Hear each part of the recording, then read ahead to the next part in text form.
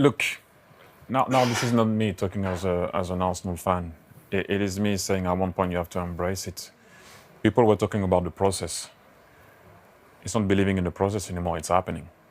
You have to be honest. We put ourselves in a situation where we have, I do believe, the best squad. Did you hear the name of the players that he mentioned just now? They're not playing. Look at how we played. You're not complaining anymore about missing one or two. So you need to make sure that you can win the league. I'm not saying you're going to win it, but you need to act like it. You are favorite. Embrace it. Not know anything. Like, we all know it's going to be difficult, but it's time to deliver. And you need to embrace it. It's not me trying to put pressure. It's not. If I was in that dressing room, that's how I would have come back in the summer. I would have said, guys, it's time. Enough of messing around. We need to now put a performance this year where people are going to be scared of us.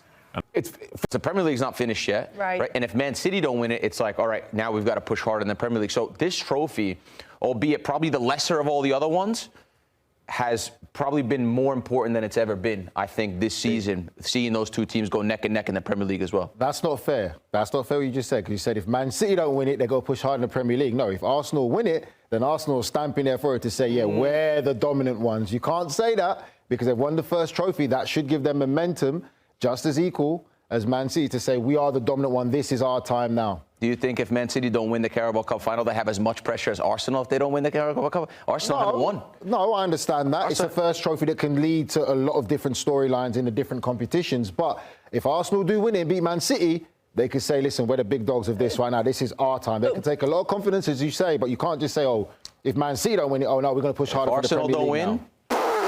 Big time. Would you agree, though, the narrative is heavier for Arsenal? It is always going to be that because they haven't done it in recent years. They've always been the bridesmaid and not the bride. That's what's happened recently for Arsenal. So, yes, there is going to be that. We keep saying that in the press. But if they do it, you've got to give them credit. Then finally, they got the first trophy in the bag, which is what's been Arteta's Achilles heel, not won anything apart from the FA Cup.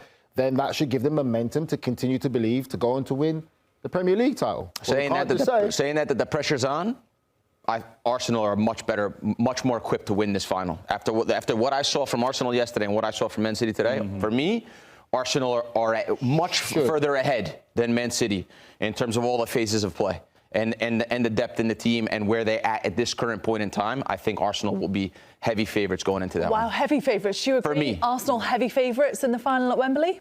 No, I make them just favourites. I don't think heavy favourites. I totally understand your point, but I think the reason I wouldn't say heavy is because of the amount of times this Man City team with the players have been in big moments, whether that's winning the Champions League, whether that's winning, the league, whatever it is. They've all won things in wherever they have been at. So, again, yes, Arsenal in every phase are probably stronger at this moment in time, probably except for striker, if we're being totally fair. Yeah. But then on the flip side to it, they haven't got over the line. This City team know how to get over the line. Last season was their worst season in 5 years, arguably 10 years. They still went to an FA Cup final. They still finished in the top four. It's like the feeling you get with them is completely different as opposed to this Arsenal team. So I think I do make Arsenal favourites, but I think it's going to be a fantastic, fascinating game. I would say the same. I make Arsenal slight favourites. My thing, when I look at them and I analyse both teams, Arsenal have a solid defence. Man City just showed how vulnerable their defence is today again, and the breakdown that Grella did, he can do another show of breakdowns of exactly the same things of what he showed before the game started. There's 100 moments a game. So I think that for me, Arsenal are stronger defensively, but again, like Troy said, Manchester City have the history and know-how, and it's a cup final. One little bit, I know we've got to get to break. But if you had Diaz is back, if you had Stones is back, they're coming back as well. These guys could be coming back at that moment. So again, they could deal with that situation. What Troy and Madge are talking about is that it takes a lot more than just the football to win the cup. Yeah. And that I totally agree with. There's emotions that go into it. There's all these experiences that go into it. But based on just the football, if I look at both the teams play, for me, Arsenal are strong in every department, like Troy says, except for the striker position. But they're so much better defensively, so much more organized, of understanding the moments of when they're up, how to play, when they're down, how to play. Man City, just that back line. You watch that performance there. Watch all the games they played against Newcastle and watch that back line. Just watch clips of that back line. It's the stuff of nightmares for a defensive-minded coach. who's got the edge in each position. So looking at the back line, we're going to include defense or the keeper in that. Keeper defense. Who do you think has the edge here? Is it Arsenal or is it City?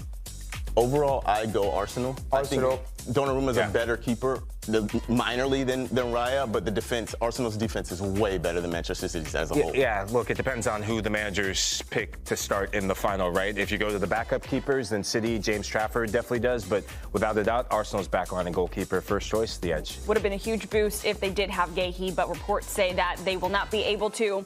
So looking at then the midfield, who has the edge there? Will it be Arsenal or will it be City in the mid? What are you thinking? I still say Arsenal, yes. Yeah, I mean, Arsenal without a doubt. I mean, City have lost the sense and art of control in football matches. I think this is where the game's going to be won or lost. Subimendi, Rice, what a combination. Yeah. All right, looking at the attack, do you guys all agree there? Is it Arsenal or is it City? City for me. You're saying City? What are you guys saying? Nico's sipping on his mouth. ¿Qué tú crees? What do you, City? Yeah. Erling Haaland, baby. Yeah. No, it's And out. They just have Semenyo. more creative potential. Ryan Cherky can unlock the defense. Obviously, Erling Haaland is Erling Haaland. Semenyo. They just have, City have too many players who can unlock the defense on their own. Arsenal, that is still their biggest weakness, is individual quality in attack. So I was thinking about this as we were talking about the options for Manchester City. Who is your starting front three and midfield in the Carabao Cup if you're Pep Guardiola? Given the plethora of options that will be available. Jeremy Doku will be back from injury at the end of this month. Bernardo Silva should be back. I mean, who do you go with your Pep? I would go with Bernardo Silva, Rodri, Tijani Reinders, but then you're leaving. You're leaving out Cherky. You're leaving out Foden. Yeah. You're leaving out Cherky. Yeah. It's a tough decision for Pep. And then clearly we're leaving out Marmoush. You know, like we had the whole segment giving flowers to Marmoush. That's why I say when somebody wins and somebody loses. When you win, it's always not flowers and carnival, and when you lose, it's always not that bad. It's not that dramatic either way. Like, listen, look how much we flip-flop from one segment to the next. Like, we forgot about Marmoush in our starting lineup. City has, and I think, to be honest, that has affected City a little bit. Not having the consistency with a lot of the players. Except Haaland, right?